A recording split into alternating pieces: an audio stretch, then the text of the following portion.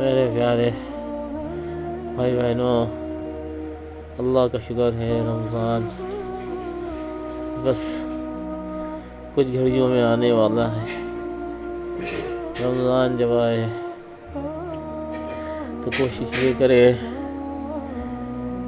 کہ اللہ کا احکام پورا ہو، نمازوں کا اہتمام ہو، قرآن کی تلاوت ہو، موقع محل کی دعائیں پابندی کے ساتھ پڑھی جا رہی ہوں، اور وقتاً فوقتاً اللہ تعالیٰ کی قرآن کی آیاتوں کو سیکھا جا رہا ہو، اور صبح و شام اٹھتے بیٹھتے چلتے پھرتے اللہ کا ذکر سے مشغولی ہو رہی ہو۔